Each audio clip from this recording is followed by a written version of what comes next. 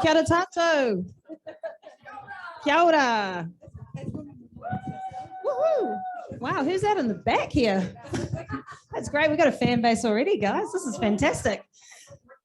Kia ora katoa no mai haere mai, ko Megan, Compain, toko ingoa. It is my absolute pleasure to welcome you here, day one of this incredible conference, and we've been waiting so long to have this in New Zealand, the fourth World Cup, as Minister Grant Robinson has been telling us about, and just based on what I've seen so far, I don't think this is going to disappoint. So congratulations to Rachel Froggatt and all of the hardworking women and men behind the scenes to bring this to life. So we're so excited to be here.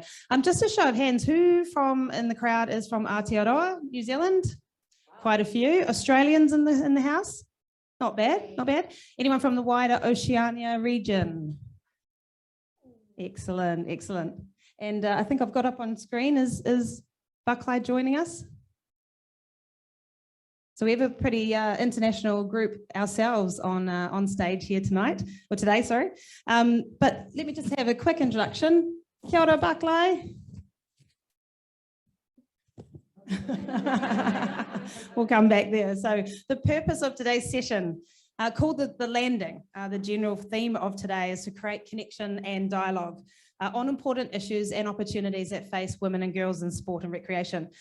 This just a quick partner note, because this is what has been very important to bring this conference to life as well. This session is proudly presented by MI Global, with 20 years leading and partnering to deliver the best sporting events around the world. And I am going to give a little bit of background on MI Global, because I think it's really important, and it will set the scene from an international perspective, and what we're doing here and how we can make real life change. So over 20 years, MI Global partners have been leading and partnering to deliver the world's best events, sports and place projects. As a purpose-led company, the suite of sustainability services guide clients through a co-created sustainability journey with strong engagement, innovation, and with strategic operational and commercial integration. MI Global's ethos is to be more than a consultant or an advisor. We're a trusted partner. We immerse ourselves in our clients' business, collaborating to fulfill visions, realize opportunities, solve complex problems, create win-win partnerships, and deliver unforgettable experiences. So thank you very much. We have and Duffy on the panel today, who is the Global Sustainability, Chief Sustainability Officer for MI. So thank you, Anne, for your support. Kia ora, Baklai. Are we live in Palau? Okay, great. Well, I'll keep going because I know I've got a time limit here that's ticking away. So I'm privileged to be joined by this amazing panel of experts to kōrero about how climate change and sustainability are affecting women and girls, and how women are playing such an instrumental role in safeguarding the future of our next generation. So I'd like to introduce the panel, starting all the way to my right. Anne Duffy, founder of the Anne Duffy Group. She's also the Chief Sustainability Officer and ESG Board Advisor for MI Global Partners. She's formerly the Chief Sustainability Officer for Vancouver 2010 Winter Olympic Games, and since then has been involved in just about every Olympic Games and FIFA events since. And we've all heard about FIFA and Olympic events. Anne advises on leading sustainability and legacy strategies, and most recently was successful, a big part of the successful bid for Australia 2027 and 2029 Rugby World Cup bids, and was involved in the FIBA, close to my heart, 2022 World Championships held in Sydney last month. So thank you, Anne. Great to have you here all the way from Whistler.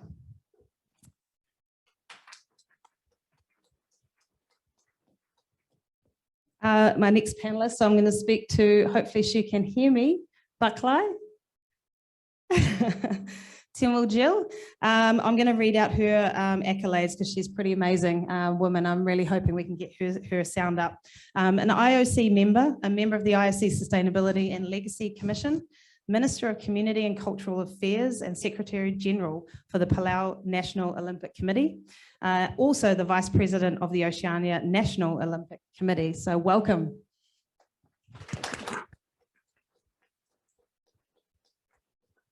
Moana Tamariki-Pohe, advocate for the protection of the oceans, former deputy chair of the Hauraki Gulf Forum, and a former member of the Central Government of Ministry Advisory to the Sea of Change, so Sea Change. Kia ora. And last but not least, Hannah Pryor with a 7-month-old at home, so give her a bit of a break if she falls asleep on stage. Program Director for Live Ocean Groups. Great to have you here, and also with experience working in legal, not-for-profit sectors with a focus on environmental law. Good to have you here, Hannah.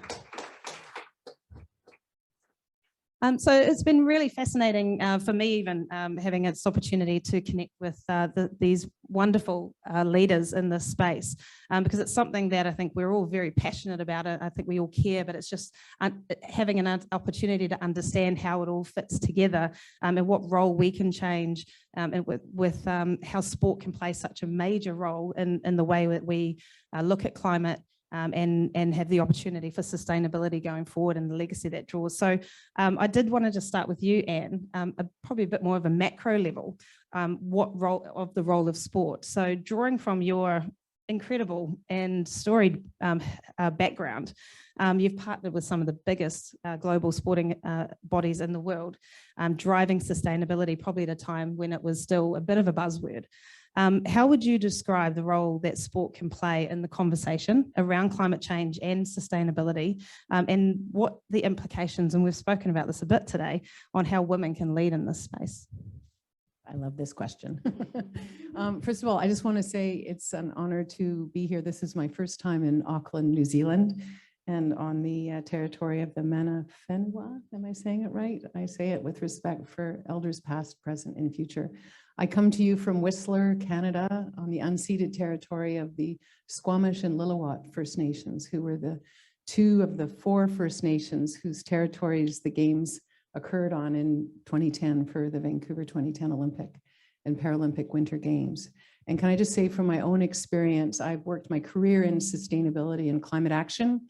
And it really wasn't until I worked with the Vancouver 2010 Games where I saw the incredible catalyzing power of sport to accelerate positive change when it is planned well. And I've dedicated the rest of my career in this space. It's a ton of fun. I'm very happy to also just introduce my colleague, Ali Devlin, who is no lightweight herself, a former sailing champion and ocean scientist, climate scientist. So she's 7 weeks new in our company, and I'm really excited that she's here with us today. In terms of the catalyzing power of sport, I think just to kind of set the table a little bit, in a report in 2020, the global sports industry generates, it seems small, 0.6% of our global emissions.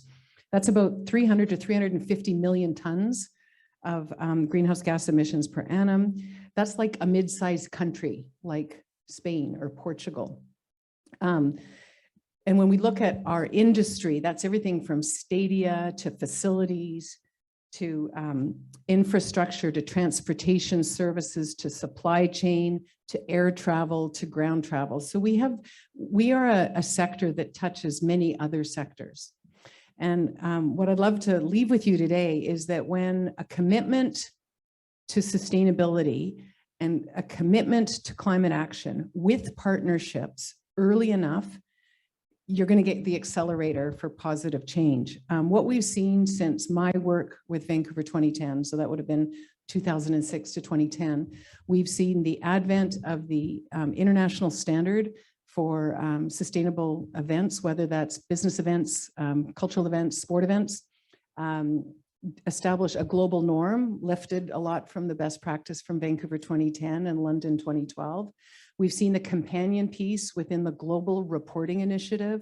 There's a sector supplement for sustainable event reporting. So how do we report on non-financial information related to climate action, biodiversity, gender equity, economic development, human rights, all the things. And then what we saw in 2018 with the UN Sustainable Development Goals, number 13, was a real step up for sport to take more ownership for its responsibilities around climate action. And we have the UN Sport for Climate Action framework. And it's got 2 really key pieces, which is driving positive change through commitments and through partnerships. And there's 5 principles that drive what that action looks like, and it's adapted to the local context and capacity of a sport federation, an event organization, a national sport ministry, a mega sport event. So it kind of is flexible that way. And I would say that this is now influencing international Olympic bids and host organizing committees, FIFA, Men and Women's World Cup bids and organizing committees. And as of the last couple of years, World Rugby.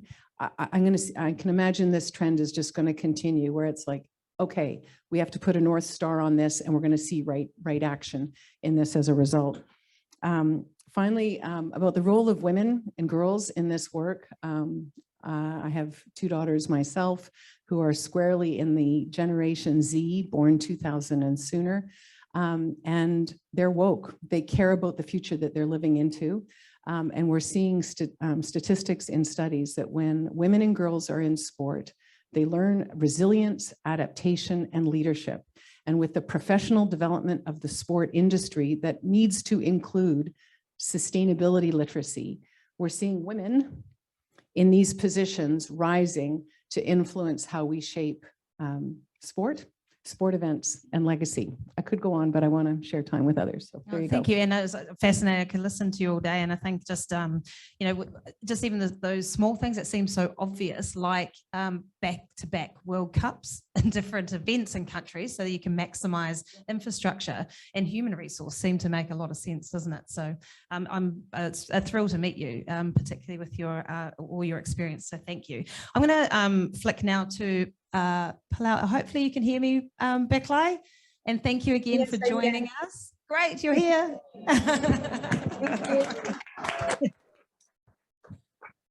And it's an absolute thrill to meet you as well. And I'm sorry it can't be in person, but Baklai, you're an absolute pioneer when it comes to women in leadership in the Pacific, and it's an absolute thrill and an honour to meet you. And you've long been an advocate for sport and social development in Palau.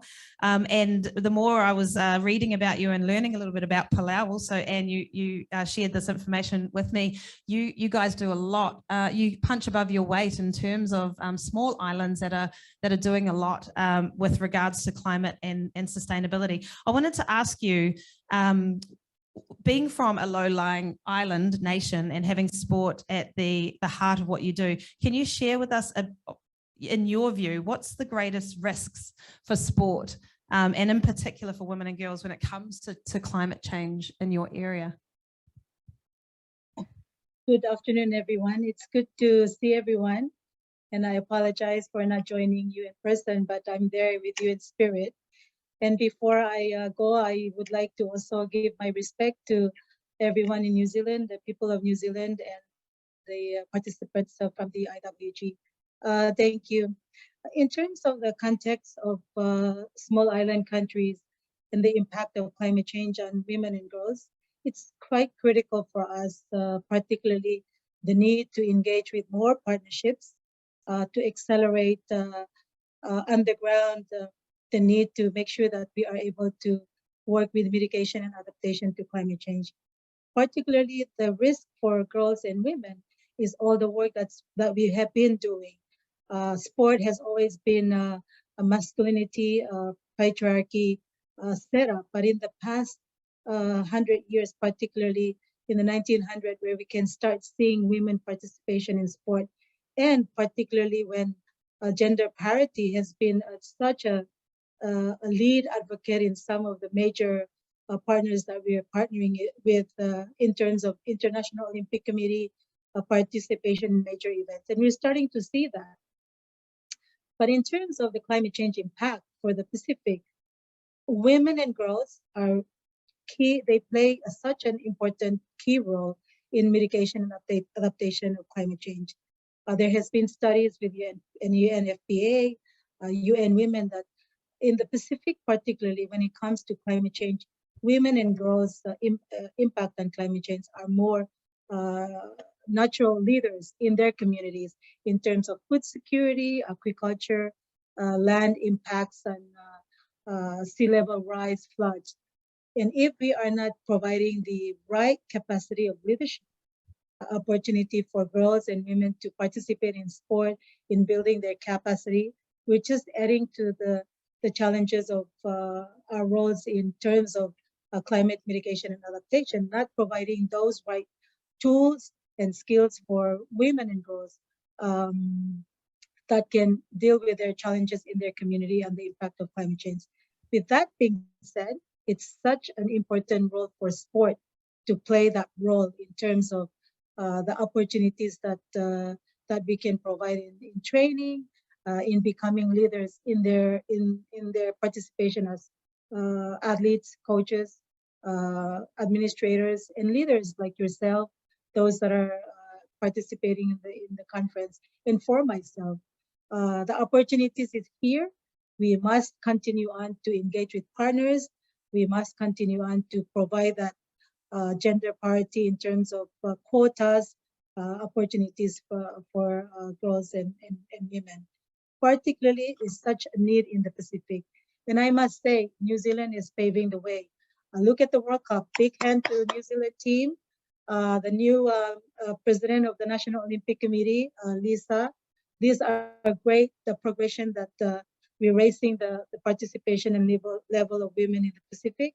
And we must continue to do so in terms of our work together in sport and in the areas of climate change impact. Thank you. Well, speaking of one of those incredible leaders in the community, Moana, you are the president of Aoraki Water Sports. And from what I've been reading and the kōrero that we were having earlier, you set yourselves up with a commitment to start with regards to self-sufficiency and sustainability. Can you tell us why that was so important for you and for your whenua at the outset? Kia ora tātou, ko Moana Tamariki-Pohe tōku ingoa, no Ngāti Pātua ki Ōrākei, me Rarotonga me Tahiti hoki. It was important for us to start the organisation up really, really strong, and that was started by my twin sister and myself. And so they often say, if you want to get a job done, give it to a busy person. If you want to get it done well, give it to busy women.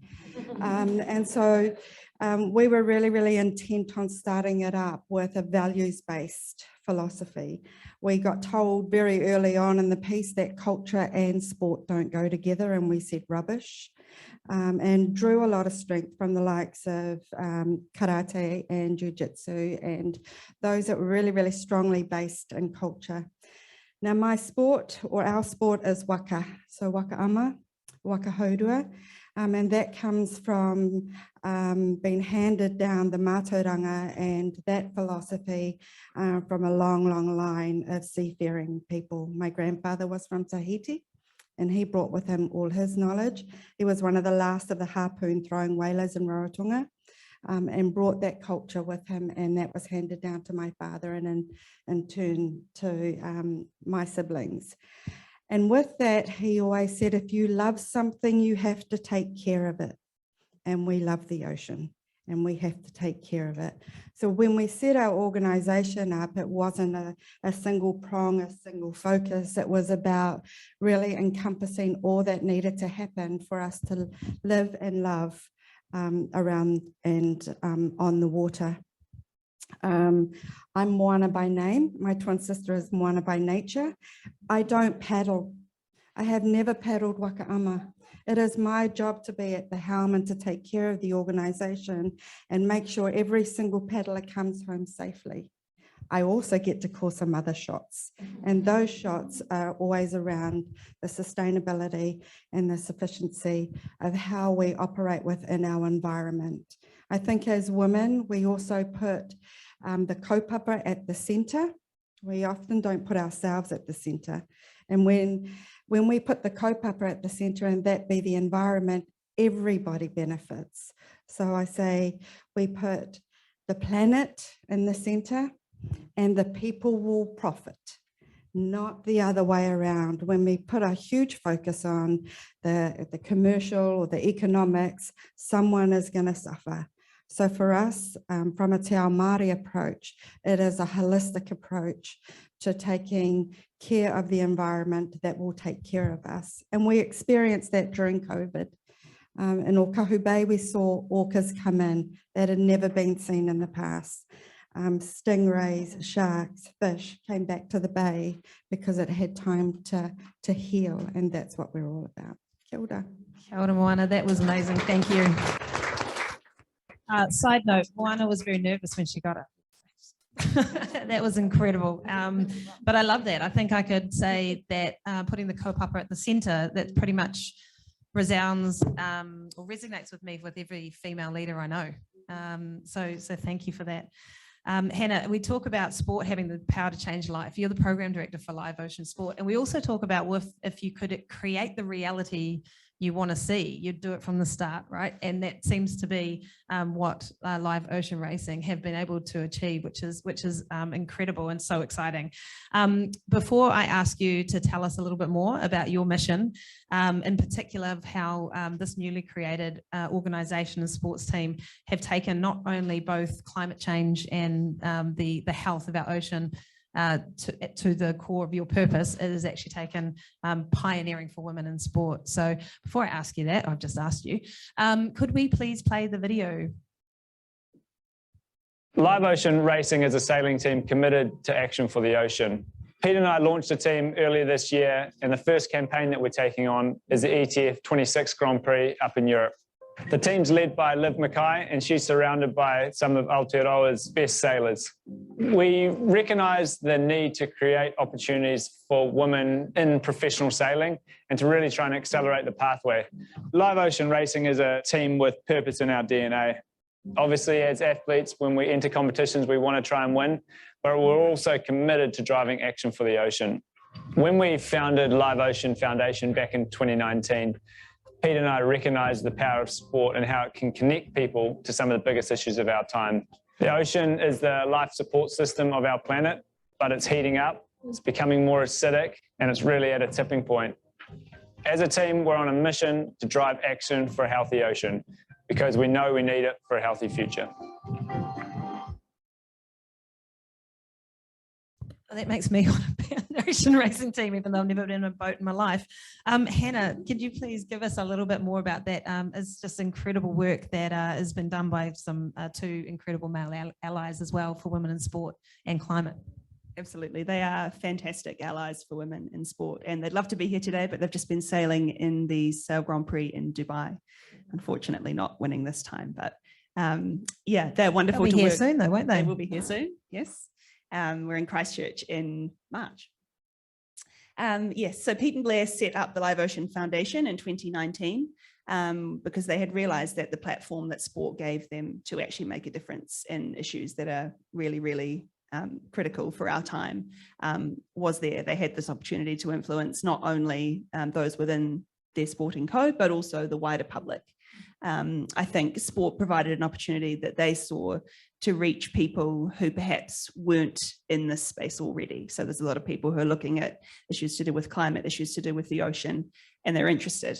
But there's a whole lot of people who love their sport who probably haven't even stopped to really consider what might be going on in this space and what they could do about it. And so for Pete and Blair, it was really important to try to reach some of those people. Also, Pete and Blair noticed that they obviously had these glittering sailing careers that had a lot of opportunities along the way. And some of the, all of the female sailors that they sailed with were just as talented, perhaps even more talented if you ask the guys, but they just hadn't had the opportunities to train in the big foiling boats and to sail at an international level because there's no pathway. So they're really committed through Live Ocean Racing to setting up such a pathway. And as you saw on Blair's video there, Live Ocean Racing launched earlier this year, and the first cab off the rank in terms of the team was the ETF, which stands for Easy to Fly, although it doesn't look terribly easy to me. Also, I'm not a sailor, so it looks terrifying to me, but our team of Joe LA, Liv Mackay, Molly Meach, Alex Maloney, and goodness, who have I forgotten? Erica Dawson. They fly that cat around in France and Italy, and they're doing amazingly well. And for Pete and Blair, Live Ocean Racing is a huge step forward in terms of being able to upskill those women who are perfectly capable, more than capable of excelling at the top level. It's great, isn't it? It's just giving the platform and the opportunity will follow. I'm going to go back to Palau. Baklai, one question for you. And we talked, well, we've heard today from our minister that we're not afraid to steal ideas and good ideas from around our colleagues around the world who are doing things really well. So I wanted to ask you if you could share with us today a little bit more about specific partnerships and programs through Oceania Sport that you're engaging with in Palau to tackle climate change.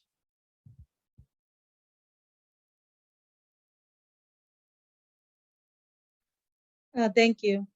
I think just hearing and listening from the other panelists, I think allies and partnership is such a big critical for us in the Pacific. We depend on our partners, we depend on our friends around the region to make sure that sport does play the critical role in enabling a society and a community to tackle many areas in terms of climate change, health. We've just seen and been part of the COVID-19 pandemic, where sport had to do a lot of innovative ways for athletes to continue to participate, whether in person or in virtual form. So some of the partners that we are currently involved with is not only the National Olympic Committees around the region with the Oceania National Olympic Committees, but also with their local government and how we can embed the sport platform and venues and events to address some of the issues.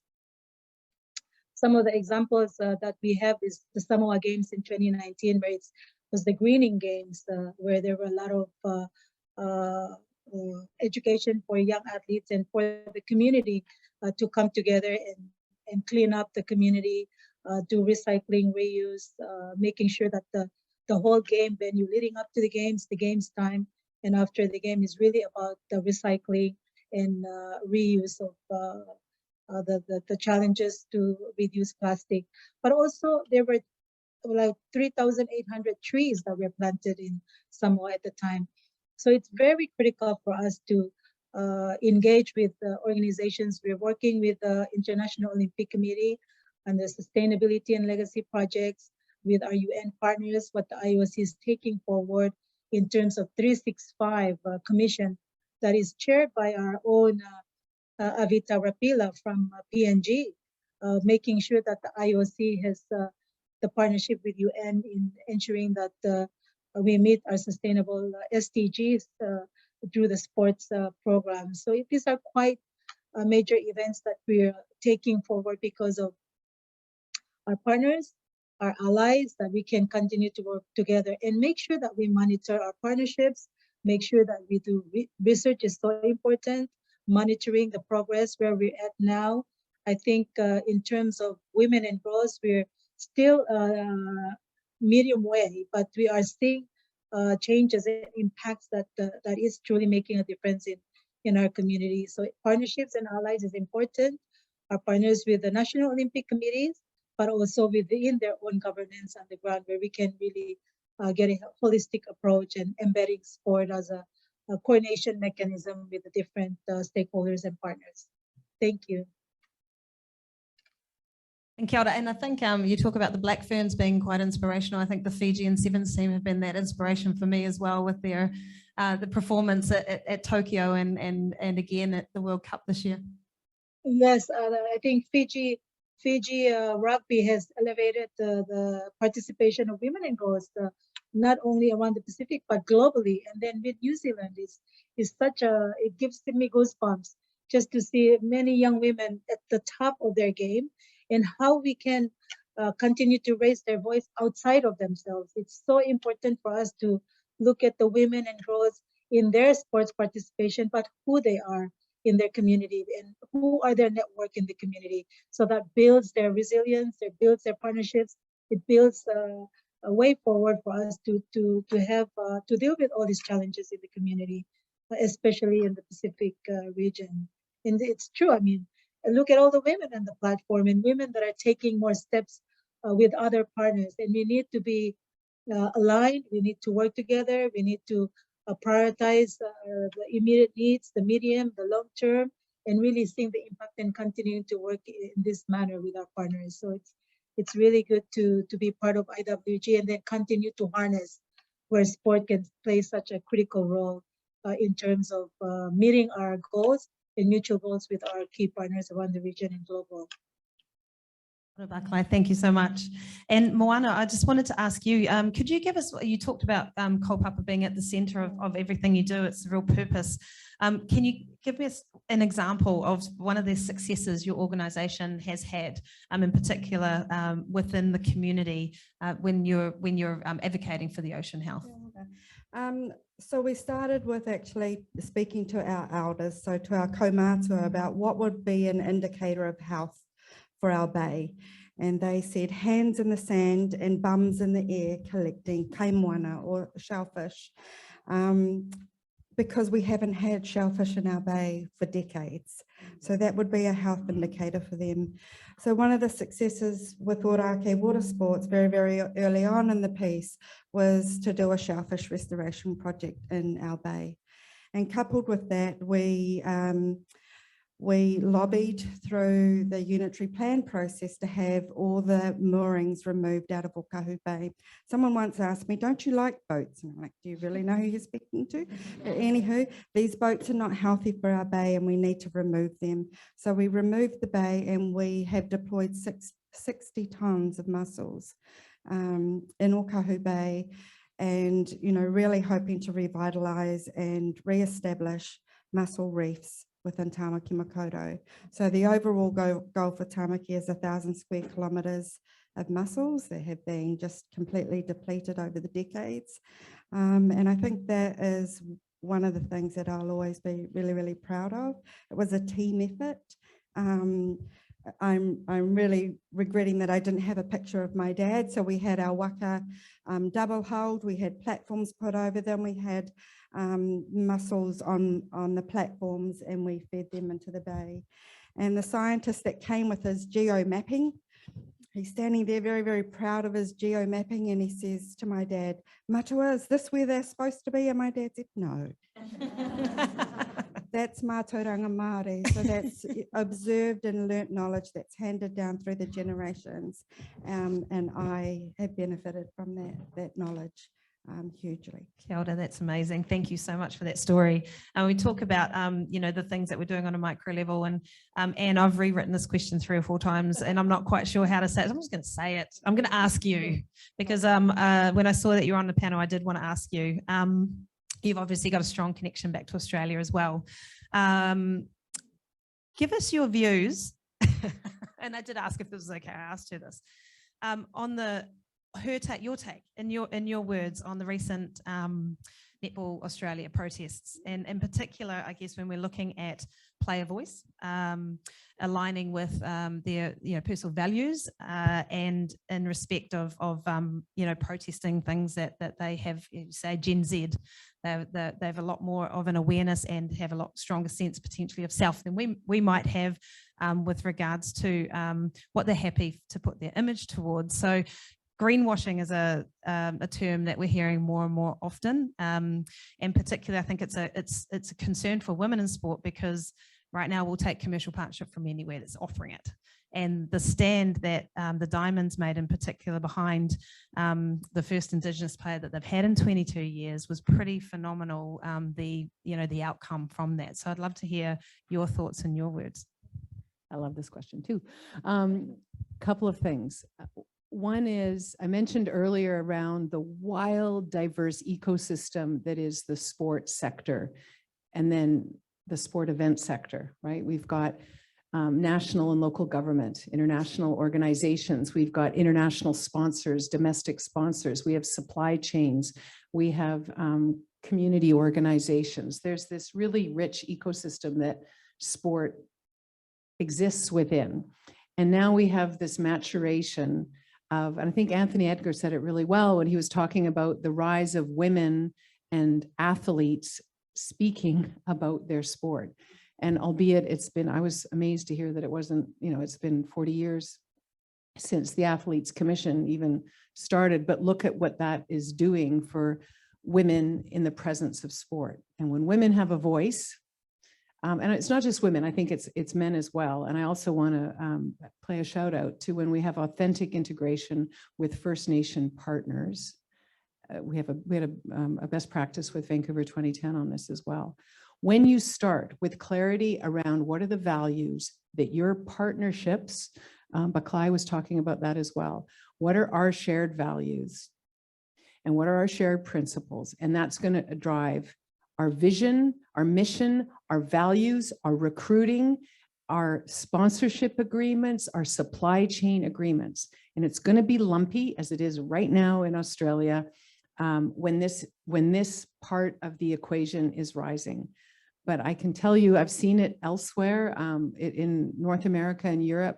We now have what we call a stronger ask for right alignment between corporate sponsors and their corporate social responsibility and their license to operate, to play matchy-matchy with the sport organization, the sport event organization. Vancouver 2010, we had a sustainability sponsor initiative where we made it inclusive and we invited the sponsors in and we said, yes, you've been chosen based on your record, but we also want you to show up. How are you, Coca-Cola, going to increase your eco-efficiency of water and de-plastic of your beverages? How are other sponsors going to show up in a way where they can change their strategy and operations? This is already happening around the world. And I think we've got some spunky athletes in netball and with First Nations where, and I'm sure I'm looking at so many young women and men in this room that you're of a generation where we don't distinguish who is the sponsor, who is the local organizing committee, who is the sport federation. It's all the sport, and how anybody shows up is how everybody shows up. So I think it was phenomenal courage that this athlete stepped up. And what was also remarkable was how her team backed her. And this space is only going to continue. And it means weeding out. It's kind of like having a social impact investment or ESG funds where we dial out tobacco and war weaponry or whatever. It's going to be the same. What is holding us back from getting to 50% reductions in greenhouse gas emissions by 2030? And the pandemic didn't help us accelerate. We've got a short runway to meet that goal. We've got to reduce our emissions by 40% between 2040 and 2050 before we hit these tipping points. And so we're seeing the rise of the athlete activism. Look at eco-athletes in North America, look at forerunners and the cool down in Australia, Australia's own David Pocock, who was former Wallaby player and now a senator and a champion for climate action. It's just going to become more of what we see in this space. And it's going to mean an adjustment for commercial partners and what I call right alignment, but the time is now for that. Thank you. I have a saying, if it don't align, decline.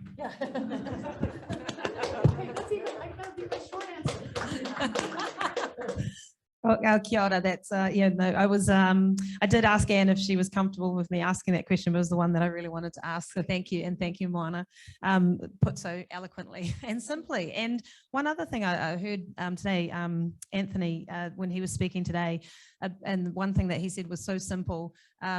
Equality is equality. You're either yes or no. Stop making excuses. And get out the way. And I think about live ocean racing is pretty much sums that up, right? You've said from the outset, this is a priority and we're just going to go ahead and do it. There's none of that, oh, but excuse. So I'd love to know, and this is the last question that we have time for today before we go to questions from the floor. Hannah, what do you think the values and attributes that this team have that other teams, sporting organisations can learn from when you talk about being truly committed to a cause in your respect, women in sport and changing the world for the better? Yeah, so we at Live Ocean Racing are really out to change what the definition of a professional sports team looks like. Obviously, when we go out on the water, we're out there to win. But we've decided that the definition of winning needs to change, and it needs to be, for us, winning on and for the ocean. it's a climate change panel and talking about the ocean, but to put it in perspective, most sailors are coming to the realization that without the ocean, they don't have a sport. And also maybe we don't have life on this planet, but I won't go into that now. And we already know. But in order of priority. Yeah, exactly. And we already know that since the Industrial Revolution, the amount of carbon that we've pumped into the atmosphere that's been absorbed by the ocean would equate to about a 36-degree temperature rise. So we have relied on the ocean for a long time, and we need to continue to rely on the ocean. And so for us, having that purpose as part of what we do as a sports team is critical, and we think something that other sporting organizations could look into as well, whatever the purpose is for them. In terms of the diversity piece, yeah, it's fair. It's fair. And for us, you know, we'd like to encourage other organizations as well to look at the high performing levels of their sport and all the way down, and just to see whether they as a team can play more of a role in actually making that pathway visible and meaningful for female athletes. Thank you. I'll quote something that a good friend of mine, Kate Sexton, who's a former head of women's rugby for many, many years, and I hope that she enjoyed Saturday night. She's the former, but she's a lot to be proud of. She said to me, and my background's commercial, and I must say my eyes have been opened up a lot more in the recent years, because I too had those same sort of senses of, but only if. And she said to me, you got to stop looking at it as a cost line, women's sport, and look at it as an opportunity. So thank you. We have one question that's come through the live Q&A. We do have 3.5 minutes left. So if you do have something that you have that's burning, you want to ask, please do fire it through the portal. This question is for Anne. For countries that are starting with sustainability awareness, what advice could you give them in 5 steps to involve the community? Not 4. Okay. And Moana might be, you might have something to add to this as well. Number 1, open the tent. Get everybody that could have a vested or perceived interest in sport and sustainability in the conversation. Maybe you have an open house, maybe you have it at a community center, maybe you have it online, but you need to have the diversity of represented interests and issues in the room. Number 2 is having a place where those inputs can be heard, because sustainability means different things to different people. I live in Whistler. Without snow, we don't have alpine skiing. So I'm relating to Hannah, you know, in that way. So that there's going to be context that needs to be understood. When you have that hyper inclusion and you have a forum or a formula to get a project off the ground, in sustainability, we often talk about what's the low hanging fruit. Are we going to start with waste recycling? Are we going to start with sourcing in a certain way? Are we going to have a mini education moment for our athletes? Whatever your first start is, get it going, because when people are living through an active project, many learn by doing, right? So I would say that that would be another point. What's really nice is that in 2022, 2023, there's lots of best practices out there. We just, MI Global Partners just finished the Sustainability and Legacy Plan for the FIBA Women's World Cup Championships that were just held in Sydney. As a gift to public domain, thanks to the national government in Australia, we were also commissioned to prepare what's called a blueprint. And it's really the how to plan for sustainability and a sustainable event. And I'm holding a mic, so I can't hold both hands out evenly here, but I would say this work is equal parts engagement and communication, repeat, repeat, repeat, and the technical planning involved in sustainability. And because there's an onboarding, there's an orientation that is happening. And the other is to create a culture where you're not, there's no shame. I mentioned earlier about the sustainability sponsor initiative that we had with the Olympics. Back in 2006 to 10, this was new work. So there was a willingness to say, I want to learn so that I can do better, right? And it's the same when you're bringing in a community group. We need to have basic literacy of what sustainability means. I have no idea if that's 5 points, but those would be some examples there. But I just want to give a shout out. MI Global Partners will be publishing or publicizing the launch. I think we're going to give our the donor, the sponsors, the federal government, first right to share the story, but you can connect with Ali, my colleague, or me after this session to get this blueprint, because it's a great how-to to get you started. Thank you. We have a few, yep, we have a few seconds. You go, Moana. Raise your children to relate to the environment and personify the environment. I am the environment and the environment is me. When we accept ourselves as part of the environment and the environment is us, then we take care of it. We have to raise our children to believe that it's not separate from, we are included in. Beautiful. Thank you so much. Kia ora, everyone. And again, a big thanks to MI Global for supporting this session. I think we said we have to leave the room, but we would be hanging around outside if anyone wants to talk to Anne, Moana, Hannah. Baklai, thank you so much for dialing in. It was fascinating to listen to your story too, and I can't wait to see what you do in the future. And thank you to all the panelists Thank you here. so much, everyone. Big appreciation. Thank you.